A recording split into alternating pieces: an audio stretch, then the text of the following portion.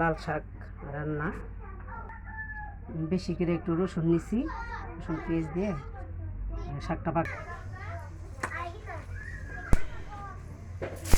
আগে রসুনটা দিয়ে দিই।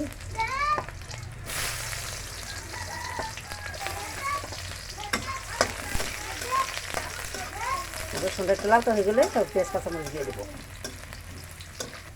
রসুনটা একটু লালটা হয়ে গেছে।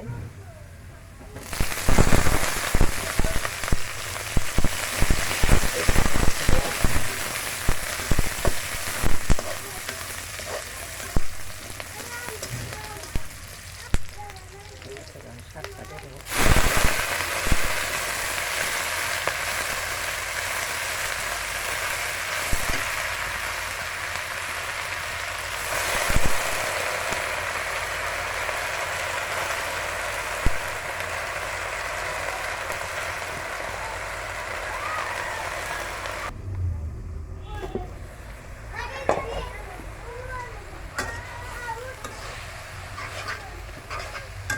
শাক অনেক সুন্দর লাল টুকটুকা হয়ে গেছে গা, একদম টুকটুকা হয়ে গেছে গা লাল।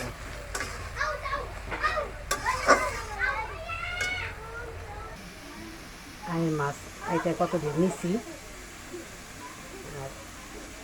কত দিয়ে নিছি শাক হয়েছে।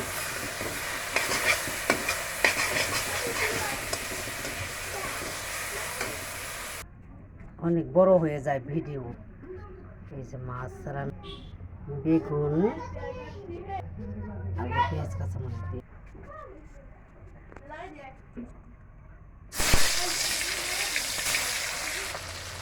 মাছ ভাঙার ভয়ে ঝাইকা ঝাইকা দেওয়া লাগতেছে, ঝোলায় ঝোলায়।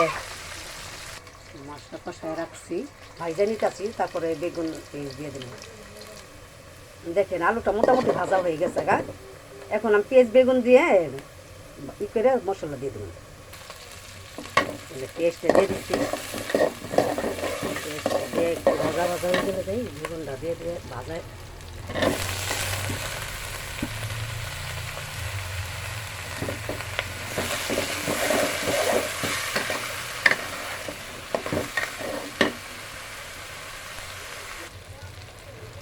মোটামুটি দেখেন ভাজা ভাজা হয়ে গেছে গা। এখন মশলাটা একটু দিয়ে তারপর একটু তেলে দিলে একটু ভাজা ভাজা হইব। এরপরে আমি যে ধনে পাতাটা ধুয়ে রাখছি হাতে ছিঁড়ে দিব।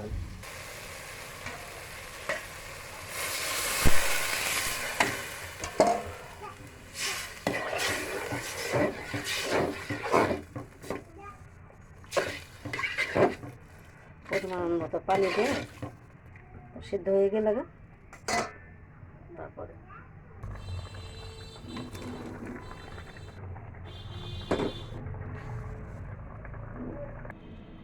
ধনে পাতাটা এই যে জিরার ফাঁকি দিব একটু।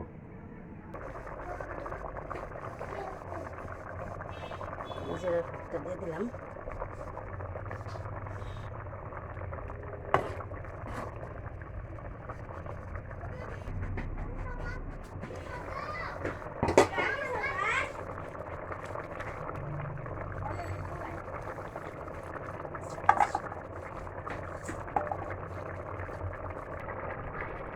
রান্না হয়ে গেছে গা।